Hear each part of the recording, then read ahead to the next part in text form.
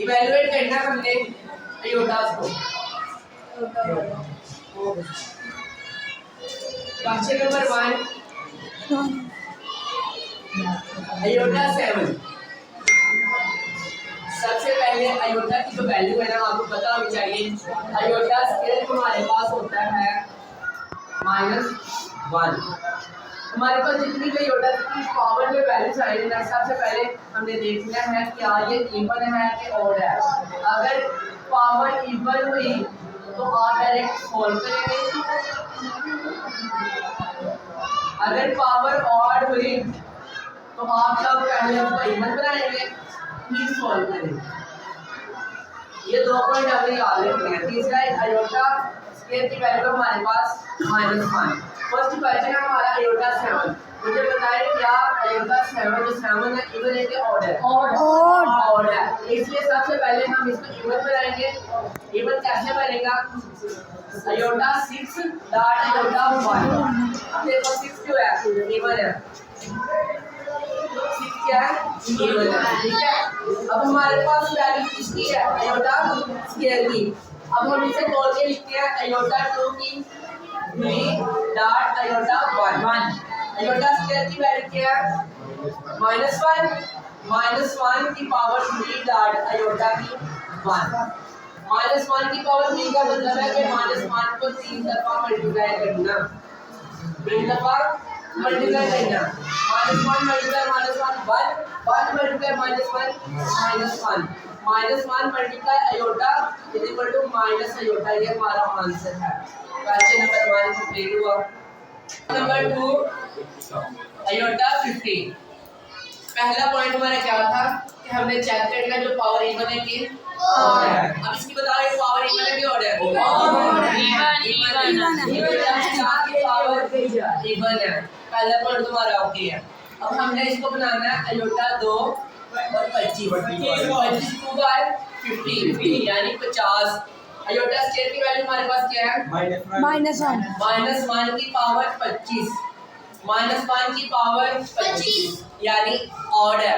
अगर होती इवन, अगर -1 की पावर इवन हो तो आंसर आता प्लस में, अगर -1 की पावर ऑड हो तो आंसर आएगा माइनस में। ये दो पॉइंट भी आपने याद रखने हैं। ठीक है।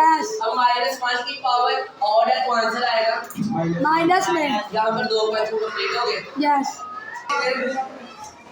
आयोटा 12 आयोटा 12 थोड़ा सा पिंडे नजर आ रहे हैं सारा खुली क्रॉप कर लो। 6 आयोटा 2 हमारे पास आता है पिंडे बोर्ड हमारे पास इवन है क्या? ऑड है? इवन अभी इवन है तो प्लस में -1 की पावर 6 इज इक्वल टू +1। ये हमारा आंसर है। क्वेश्चन नंबर 3 खत्म हुआ। माइनस आयोटा की 8। जब भी हमारे पास इस तरह का क्वेश्चन होगा सबसे पहले आपने ब्रैकेट सॉल्व करनी है। सबसे पहले ब्रैकेट सॉल्व करनी है। अब ये देखो माइनस आयोटा लेकिन ब्रैकेट है। ब्रैकेट के ऊपर क्या है? 8।